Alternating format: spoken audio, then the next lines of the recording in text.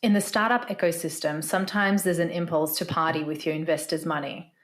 But when does this backfire? What should you look for when someone wants to throw money at your startup, and what should you avoid? When and why should you reach out for funding, and what amount of money should you aim for? Why is taking $1 million a very conservative approach?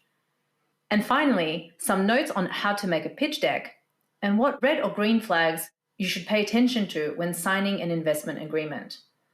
Maciej Sawicki and Borys Musielak from inSTREAMLY and SMOK VC discuss these important issues both from the founder and investor perspective. They also touch on the important aspects of this complicated relationship, expectations of each other, and support. I'm Katarzyna Dąbrowska, and it's simple, you know?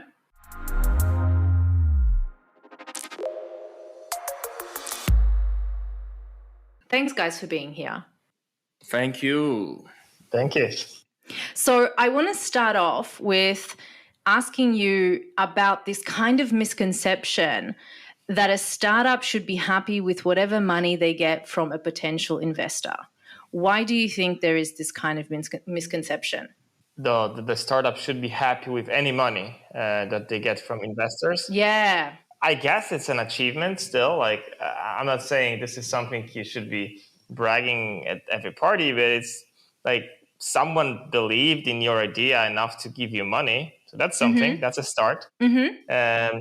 So I wouldn't say don't do it. It's good. It's just the beginning of the road. So it's like they gave you money to then prove to the world that you can create a business. It's not a validation as in you've already an accomplished entrepreneur, right. Especially after the first round.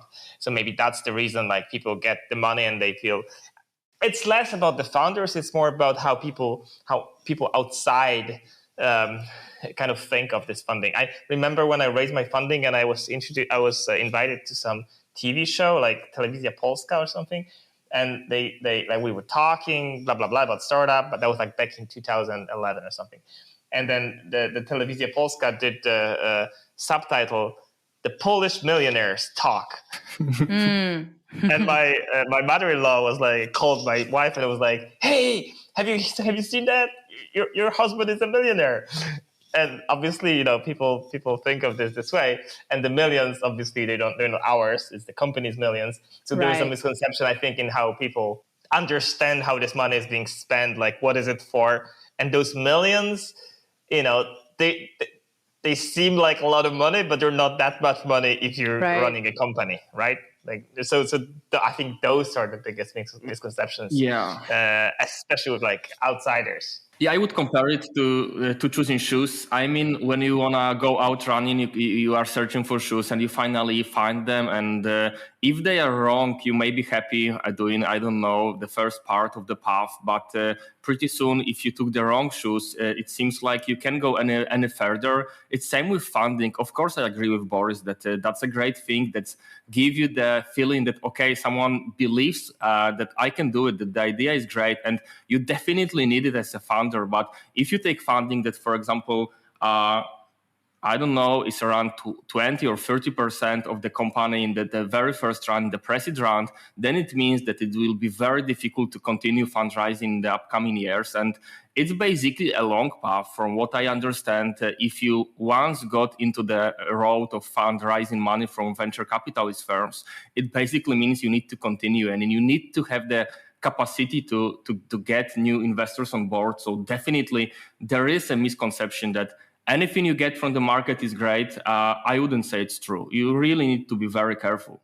Yeah, so this is exactly what I wanted to discuss with at the beginning is, I was speaking to a friend about this and they were like, oh, this company should just be happy that anyone is willing to invest. I mean, it's a great project, but, really they should take money from anyone who is giving this money. But this is not true because there might be investing firms who are not aligned to your purpose. So Maciej, how would you go about choosing a firm or why would you deny or not go into business with a VC? I would start with the statement that Borys has some great knowledge on this. So like a couple of months ago, Borys was posting on LinkedIn about the VCs that were taking like 50% of the company shares in the first round, which is basically not supporting the founder of or a company. It's basically killing the founder, the spirit, and the company. So there are the VCs that doing this, and this is really amazing, going exactly with line with what you are talking about, Katarzyna. So Borys didn't decide to share the names of the company that day, from what I remember, of the VC, but all the people in the market knew the VC, and probably the real founders that have something in their pockets, they don't want to work with this kind of companies. So as someone who doesn't know what's fair, I've never had a startup myself, and I don't really know how it looks like, from the back. You say 50% is a lot. What is the acceptable amount? It depends on what you want to accept. So Borys was our first investor in inSTREAMLY, and you can clearly check it anywhere. So it's not a secret that SMOK took like 15% of the company with the pre-seed round. What was like, what the fuck? It's a lot. It's 15% of my company. I don't like these guys, but that's what we could get on the market. So this is like reasonable. Allows you to do follow-ups, or allows you to check for opportunities in the next rounds, but probably it also depends on what kind of founder you are, whether you already proved your value or not. So I would say it's most probably the most important indicator. So since it doesn't answer your question, so maybe Borys has a better understanding of this. What's the reasonable amount of shares you can give in the first round? Yeah, Borys, tell us. Yeah, sure. I mean, it definitely depends on where you're going with your company, because I could say usually it's like in a super early stage, you shouldn't be giving away more than 20%. Usually it's between 10 and 20% on the Polish market. On the American market, it's more like, 5 to 10. Every market is a bit different, but it's really important what your plan is to deliver for this money. Because the idea is that if you can raise zero. Like, there is no reason to take money if you don't need money. But if you for the best advice to any founder that I can give is take as little as possible to achieve the goals that you want to achieve. So like in a year, you can take more money, but on a way higher valuation. So without diluting your company too much, and always always be optimistic about how much money you're taking, because the only reason, the only startups that succeed, they really succeed from the venture capital perspective, so they become unicorns, decacorns, huge market leaders globally. They are optimistic, so they raise as little as possible, then grow super fast, get a much bigger valuation, and every year, whenever 6 months, even raise more money, and they just keep growing. And that's the dream of venture capital. So from the VC perspective, definitely that's the way to go. Obviously, the problem happens when you're not delivering. But usually when you have your investors on board, they want you to succeed. So they will either bridge you, get you some more money, or there is other ways to kind of keep going. But I would say by assuming the pessimistic approach, you're kind of kicking yourself in the foot, or whatever the idiom is, because then if you're successful, you already kind of gave up too much. So I would say that's my kind of early advice. If you can bootstrap. If you cannot take investors, not take investors. Just take them once you're in a kind of growth trajectory. That's really funny to listen to, Borys, because what you say, it's so characteristic for the entire narration of the VC guys. So definitely it's a great advice. Take as little as you can, but who knows how much is enough? I mean, it depends on the founder's perspective, whether you are what type of founder you are. So I personally like to have a little bit more money on the bank account than I need, because it gives me the feeling that it's okay. We may commit errors and later make some kind of changes, and we have enough fuel. Because what Borys says is Be optimistic, do what you need, and get the higher valuation in 6 or 9 months, go get more money. But what if, although the idea is great, although the team is great, you do some kind of an error, or even not an error, the market is not changing in the way you want, or not that quickly as you would expect. And I feel like this approach really can build a unicorn, a great company, but also can kill a company that's a good company. So I would search something in the middle. And me personally, and again, it depends on the type of the funder you are, I need to have the peace in mind and in the soul. And if it means taking a little bit more money than we need, it's actually something I agree, because I know that when I'm nervous, when I'm feeling like, where are the money going? Wow, we are in urgent need to fundraise now. It means that I'm not the type of the funder I want to be. So definitely, I would search for something in the middle, and finding the middle is very difficult because it's a very individual case. Yeah, I have to agree that you shouldn't start raising when you have zero on your account and you cannot cover your costs. For sure, you should start raising before that. I think it's interesting, your perspective, because I thought of you as a founder who actually did follow that advice. So you raised $1 million in the first year, and about 5 million in a PLN in a year later. So kind of exactly what I'm thinking about. My problem with the startups who start with raising 10 million, for example, right? That's how the market looks like right now. Taking $1 million, it's very conservative right now, and it's really lean. So it's actually following my the kind of thinking I'm thinking. I'm not saying be hungry and don't pay yourself for the first few years just for the sake of it and bootstrapping and getting getting the most of your company, because mental health is important. Just like culture is important in a company. People need to understand and feel that you're doing something big, and there needs to be money to it's really hard to grow without any money. It's just it's the really hard compromise between what's enough. Let me add something, Katarzyna, before we interrupt, because I basically believe that there are two types of funders, at least from my perspective, as I speak with the VCs. Either it's a founder that is used to build a bootstrap companies, and probably it's me. So I feel like taking the amount of money we took, it's a lot. Wow, why to take €2 million and say it's not a lot? But obviously there are also the founders that build the companies only from the venture money. They take the venture money, it's a bet, and they have never done anything what was bootstrapped. And then they have the feeling, okay, I take a lot, and then let's see what happens.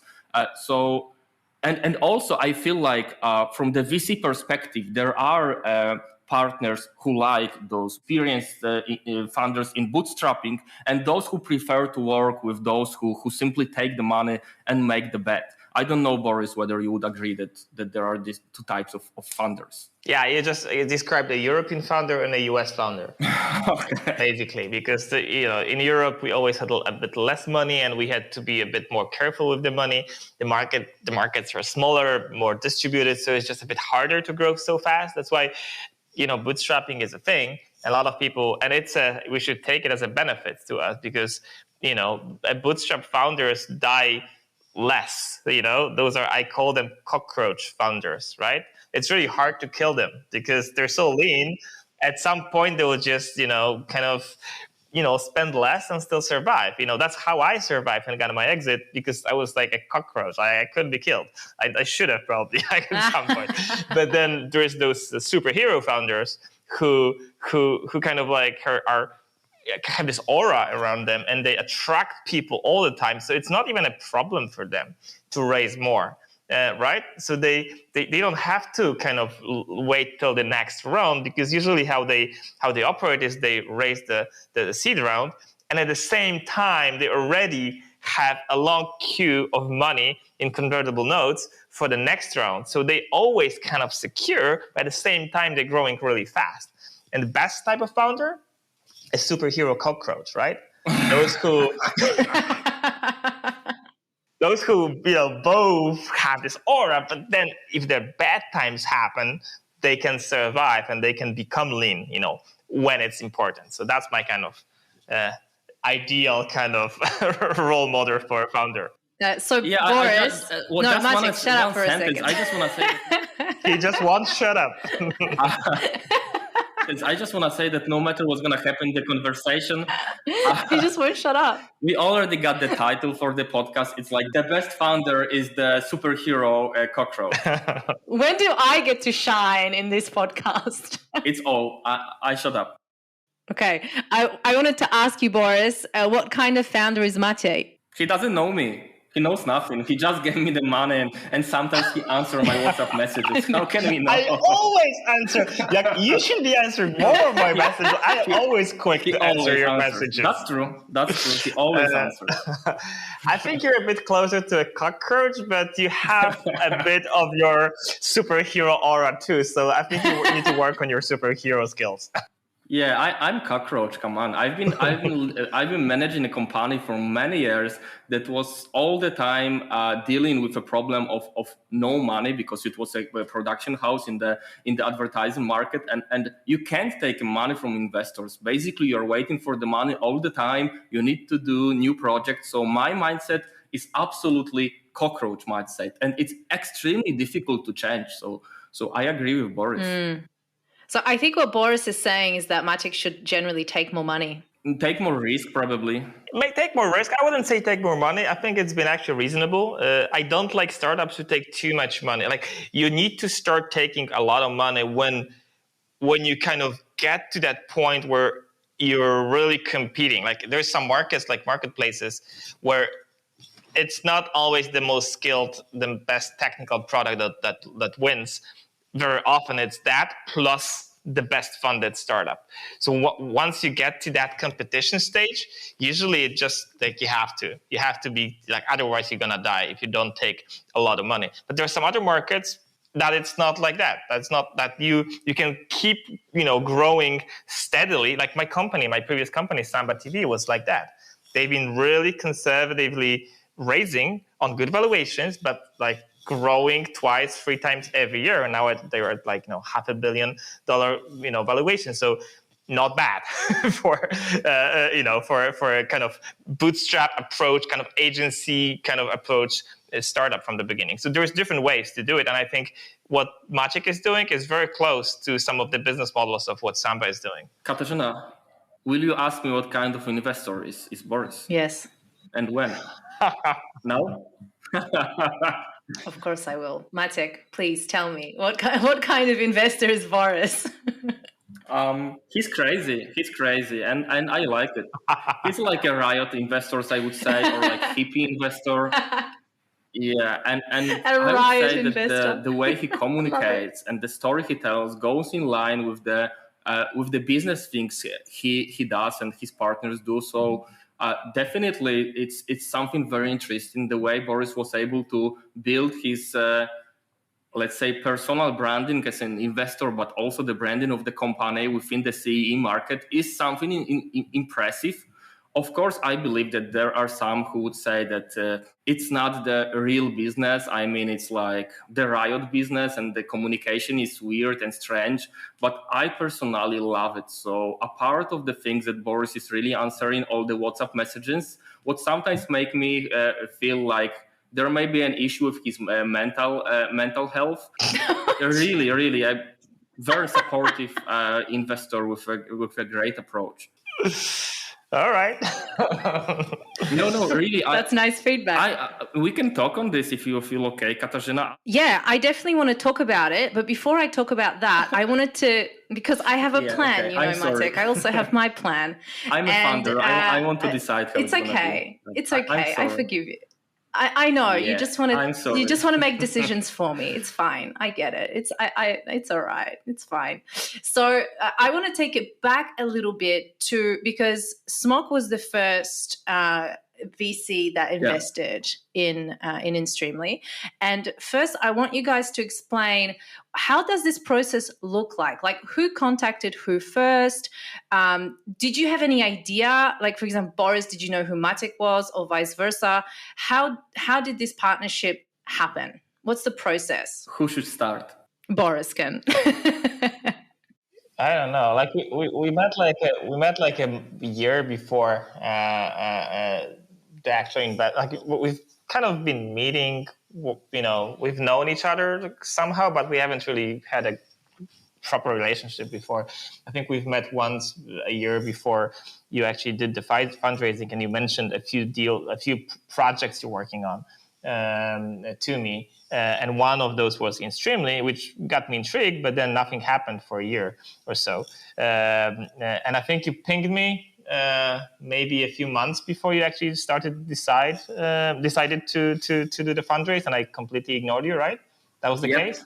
Yeah, that was the case. Playing hard to get. No. I was basically super busy with 2 or 3 investments. I wasn't that much into there was a yellow flag with Maciej because he mentioned 4 projects to me. He had an agency running. I was like, what is this guy doing?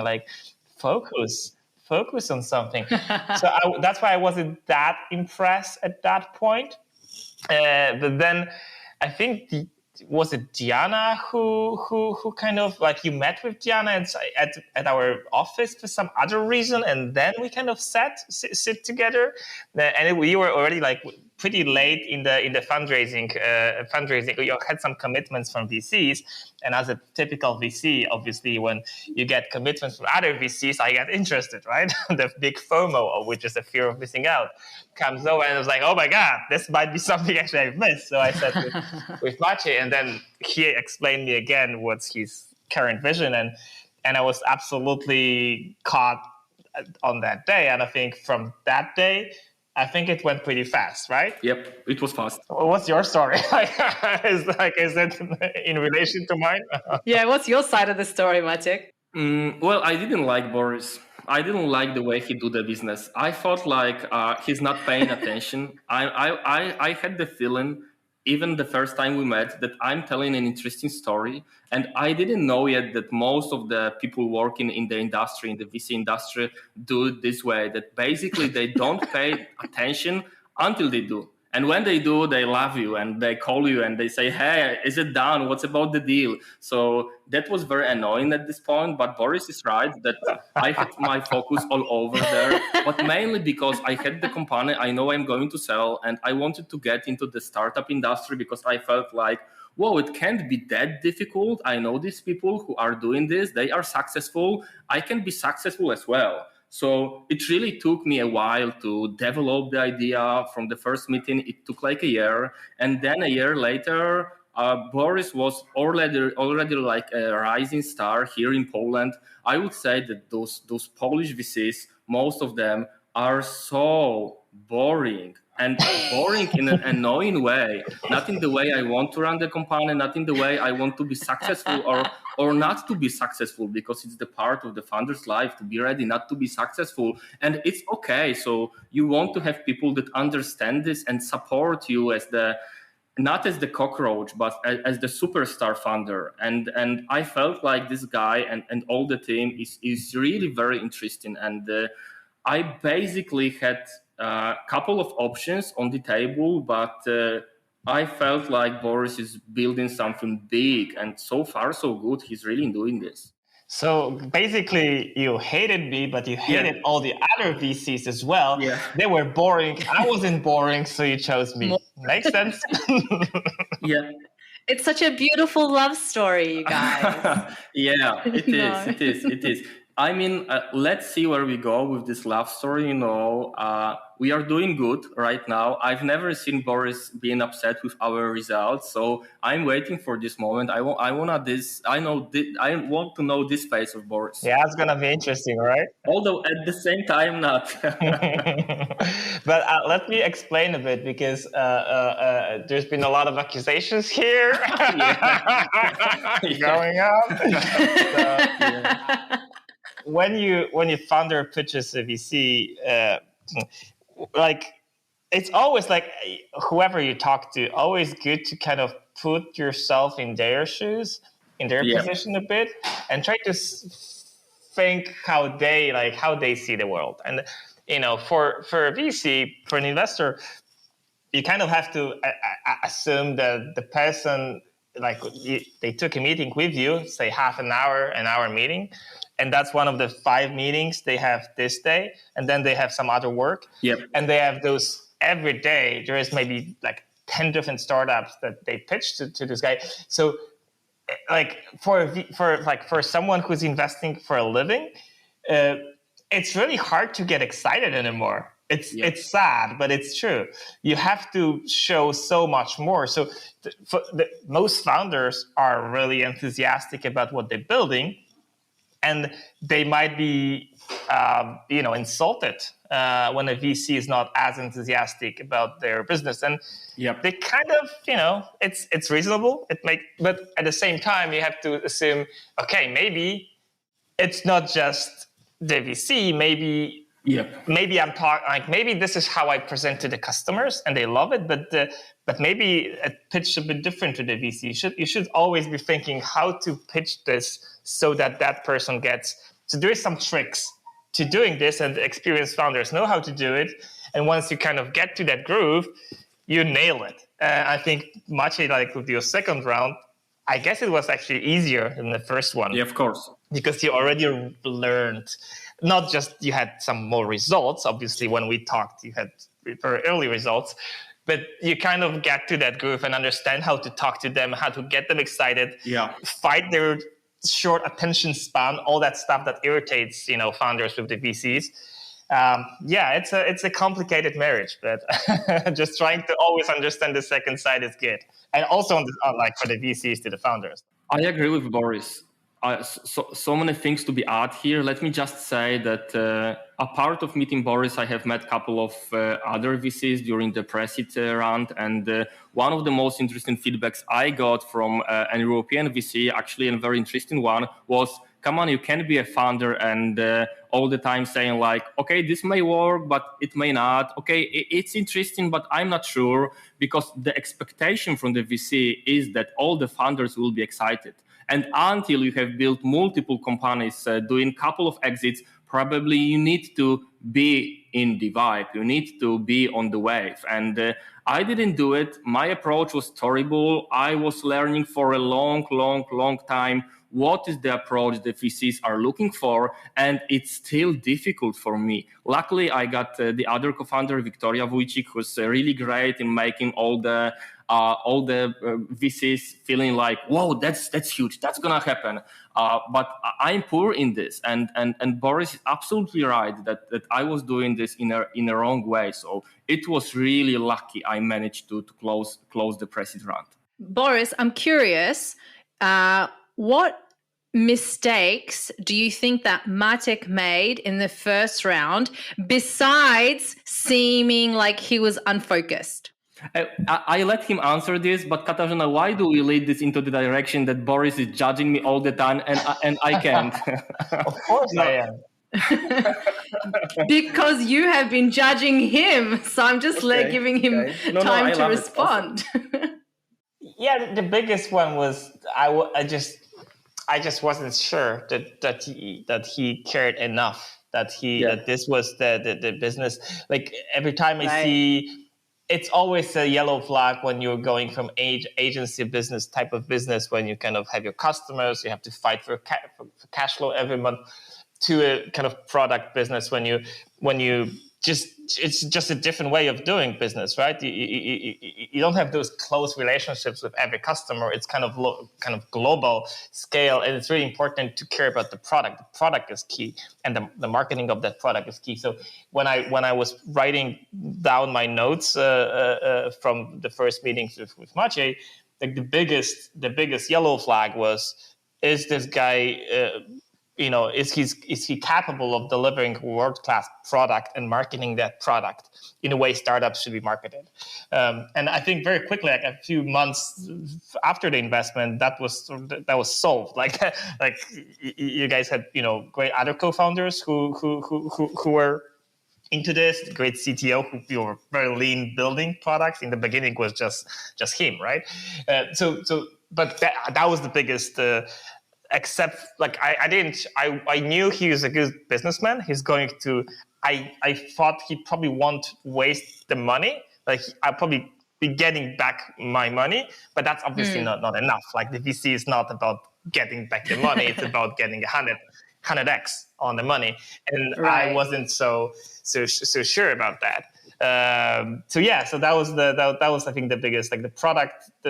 If he's capable of building a company that's a fast growing startup. Yeah, let me sum it up with just one sentence, which is very important. People often say that on the early stage, VC invest in founder, not in the company or the product. And I believe that's exactly this. Yeah. Borys is right about all what he said. Maybe if you introduced me to Vicky before, like, I would, like, make this call quicker, because that was like, I met her like at the super late stage of the fundraising, actually.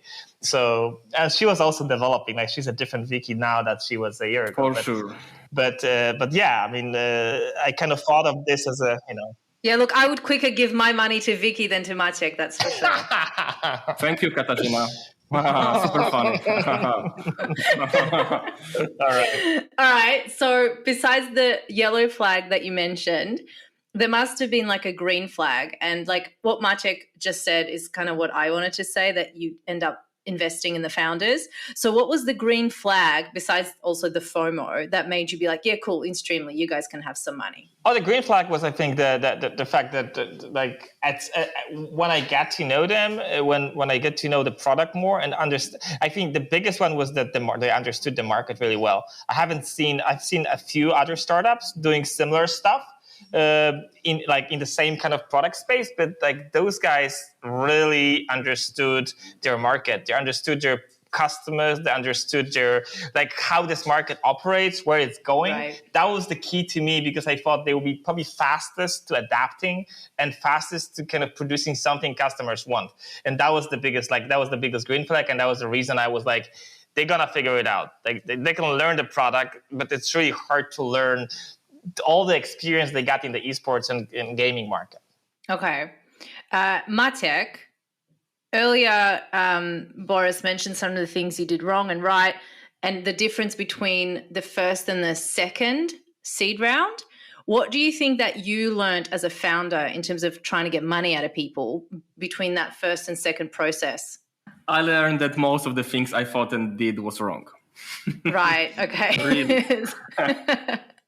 Give us some highlights. Okay, so first of all, we have switched our mindset from doing equity rounds to using convertible notes. This is something Borys mentioned, and it's kind of a complex thing to understand for people out of the industry, but I believe it's worth to explain this because it may be really important for all the people who are thinking how to raise money. So Borys said something like this. There are companies, and I believe this is the meta of how to fundraise right now, that you don't stop fundraising. You make sure that if you want to, you got all the queue of the VCs or business angels that are so excited about your product or your company, you as a funding team, that are able to give you the money right away. So we are rising using a convertible note that allows us to raise the money all the time, and versus the approach which is characteristic for the equity money, equity funding. This means equity funding means you do raise money once, 18 months, 24 months. So you get into a crazy race with all the calls, all the VCs, and in like 3 to 6 months to try to build the FOMO and make them invest into your company. Instead, using convertible note is like continuous process of being in touch with all the investors, trying to convince them that you are building something very interesting and they should be able to give you the money any moment you want to. And the fact that we switch the mindset allows us to be more peaceful about whether we will have the funding or not. Because right now we have the list of like 5 committed business angels, 3 committed VCs, and they are able to send way more money than we need. And this is really very important for me as the founder. Maybe for other founders, it's not that important, but it's also very important for the company and employees. Because if employees know that we are able to rise more quite quickly, it basically gives them the feeling that everything's fine, all depends on me and the other teammates, and if we do good, everything's gonna be good. So probably that's the most important thing, and I would recommend founders to really think of rising using convertible notes or any other mechanism that provides same results. And by the way, it was Borys' idea to do it, and I believe that's a great example of how VC can support founder, and it's a perfect example of smart legal money, smart legal solution that was provided by the VC, and I really think it was a great change in a way we operate in terms of fundraising. We only do smart legal money. We don't do any illegal stuff. So just to have this clear, of course. Okay.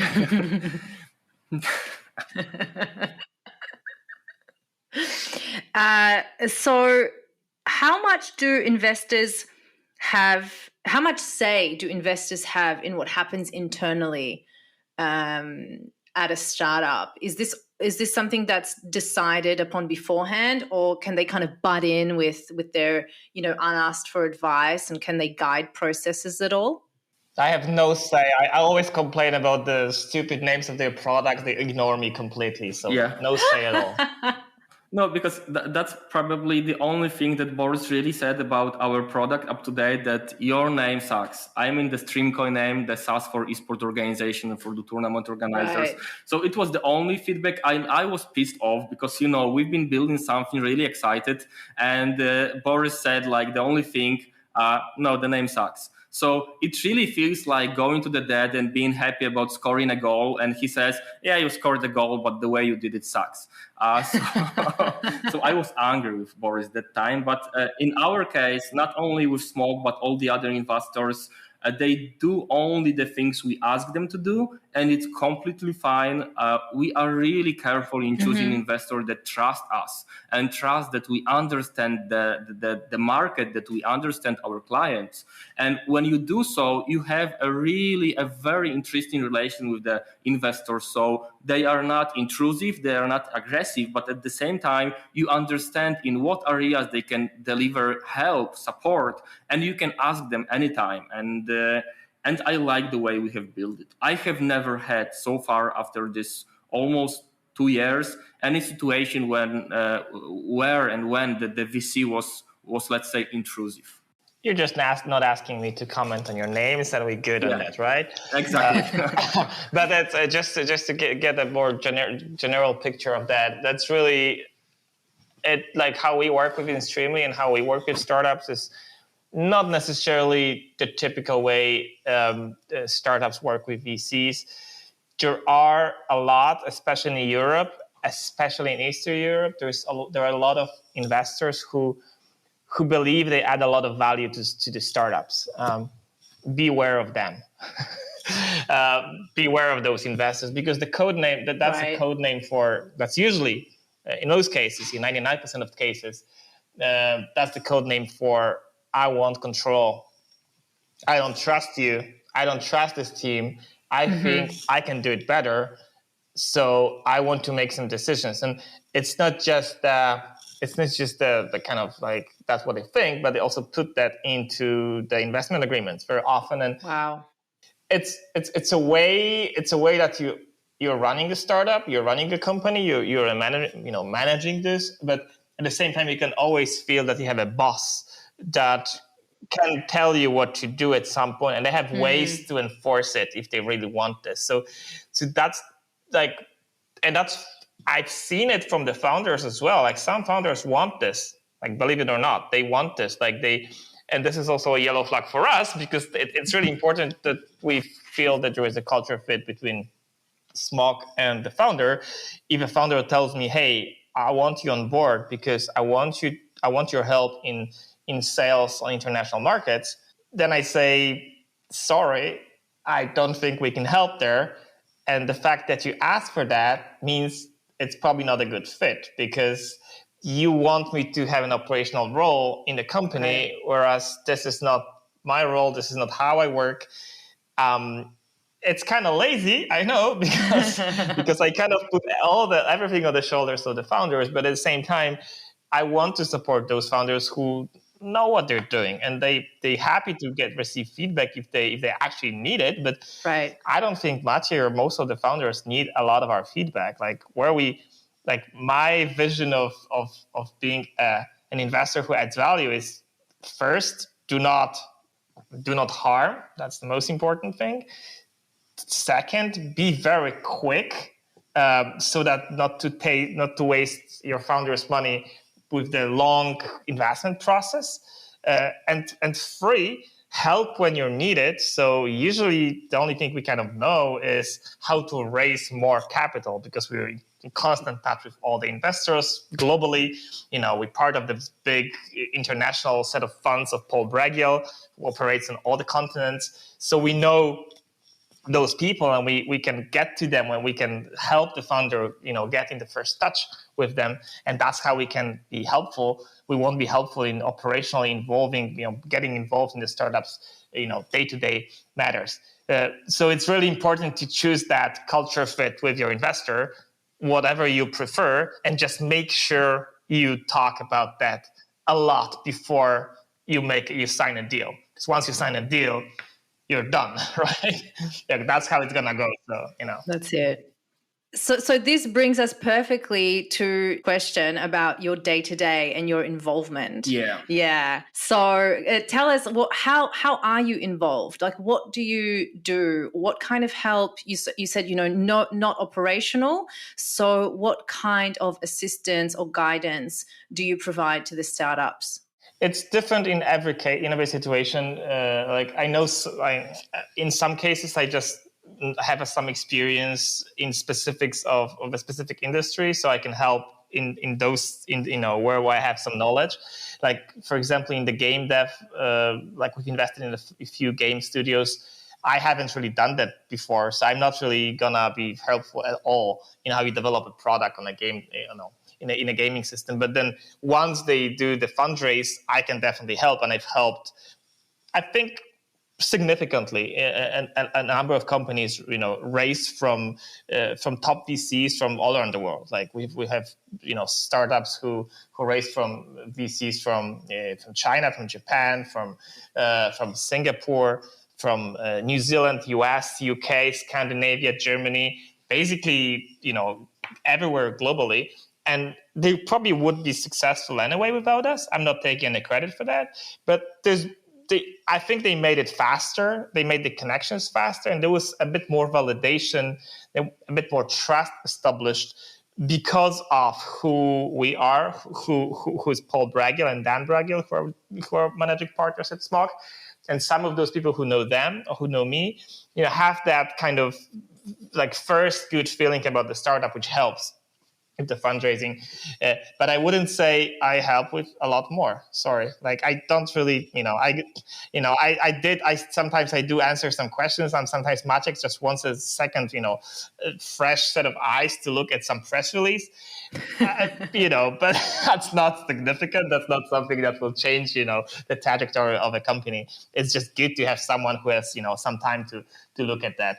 So what you're trying to tell us is you don't actually do anything. The only thing he does full time is dealing with fear of missing out.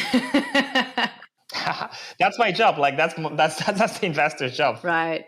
Someone, I think Naval from AngelList put that nicely. And this is also about work-life balance thing. I definitely don't have that. I don't work Monday to Friday. I don't work, 8 hours a week. He said that generally in the creative business or also in the investment business, you're supposed to work like a lion, not like whoever else, like a cow. So the lion is, sits a lot, rests a lot, chilling, waits for prey, and then sprints, eats, enjoys, and rests again and repeat. Versus the cows, standing in a field all day, grazing grass slowly, just a very different way to work, and you have to like it. You have to like it. It's a bit different with the founders who need that focus time, who need a lot of that focus time to actually deliver actual things, right? I don't have a product as a VC. My only product is what I invest in. So I need to do a lot of things at the same time. I need to talk to a lot of people. I need to be always active, always updated, always kind of like everyone needs to know we keep investing. So it's a lion type of job. It's definitely not the type of job where you kind of come to the office and then do work. It's kind of a life. It's it's part of it. You need to like to have your life really dictated by your job in order to be successful, to me. Yeah, Katarzyna, if you would allow me to come back a little bit to what Borys said about the way the VCs are supporting startups. I will allow you. So just one sentence from my side. Of course, there are different approaches. So you as a founder, probably you should decide what kind of support you expect and then to choose the VC accordingly. But I would compare it, at least in my approach, to a situation where you go to the new class and you see the people. So when you are building startup with someone, when you're hiring employees, it's like choosing the new teammates you are going to do the project with. And you are going to work with these people. But when it comes to choosing the VC people from the classmates, you are choosing a classmate you can call to, you can phone in the middle of the night and ask, hey dude, what's up? How are you doing? What do you think? What is the homework for the biology? What do you think about the homework? How someone else has done it? But it's not like, hey dude, it's the middle of the night, let's do it together. It's not about doing things together. It's more about using the perspective of the particular person or the particular entity, the company, the VC firm. So I would really advise those founders when choosing a VC to work with to think of what kind of body you need. And I advise to choose a body that has a different perspective and use this perspective wisely. Okay, I know that you probably have rejected some money from some VCs. What were the reasons that you didn't take the money? Was there red flags? They didn't respect us. Okay. I mean, respect is the number one reason why we deny VCs. We really are working very hard, and we want to have support from people who appreciate the work we do, and they need to have some kind of a common understanding of where we go, what we build on one market, but generally it's about respect. So when we are being approached by a VC that says, we got a lot of money, here's your 2 million euros, take it and love us. No, it's not this way. The money is really the last thing about the relation, because basically when you are building esports gaming startup that is doing well, and I wouldn't say, whoa, amazing, just well, with the revenue we have, with the clients we have, with the products we have, we got a long queue of people willing to give their money to us, so we bring value.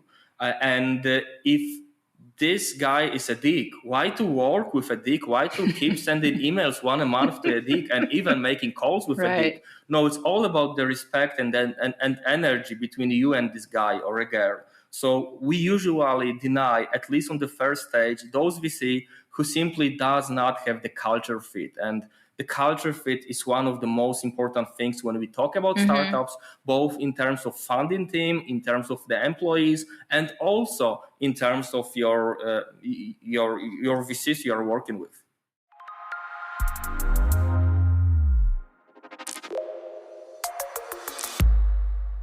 Guys, we're almost out of time, which is so sad, because I see that we could easily, do another hour because of all the millions of questions I have.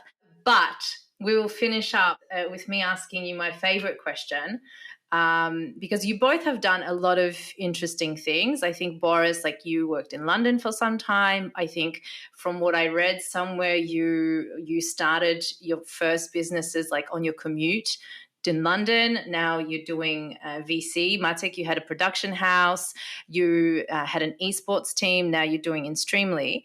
So neither of you have had like a, traditional path that would have been, let's say, acceptable 20 years ago, So I want to know, what advice would you give your younger self? Is there anything you would have done differently, or are you totally happy where you're at? I'm happy when I am, but I would do things differently. Give us top 3 things you'd do differently. I would do research before doing anything. Yeah, that would save me a lot of time. When I was running a company, a startup, I would do like better customer development. Basically what I ask our founders to do now. I failed doing that. I would talk to a lot more people and getting feedback from a lot more people. I've recently been able to do it when I was, starting a venture capital fund. I've talked to a lot of people before making this decision and just to understand what I'm getting into. But before, when I was starting a startup, I didn't have anyone to talk to really, because there weren't too many people, with successful startups from Poland. I would just talk to a lot of people, get a lot of opinions, and get a lot of feedback. Because usually what you have in your head is just that. You have that in your head. Once you verify with other people, then you kind of know what you're onto something. You can save a lot of time. But just talking to smart people and getting their feedback, I think that would be the biggest one. And probably I would waste less time in working for other people. I've wasted maybe 10 years. I would say wasted because I learned a lot, but I learned so much more in the second 10 years of my career when I was actually doing my stuff. Oh, yeah. I tell this to my clients all the time, like, as when you can go out on your own and do your own thing. And whenever they do, they're super happy about it. Maciej, what about you? Yeah, so I had like a minute to write it down. So I got 5 points. You prepared. Because there have been a lot of things I have learned so far, and a lot of things I think I misunderstood on different stages of my career. So first of all, be less afraid of consequences. So that means asking a question, what's the worst thing that may happen if I decide to do it? And obviously, most of the cases means nothing's going to happen. Something's going to change, but it's not crucial.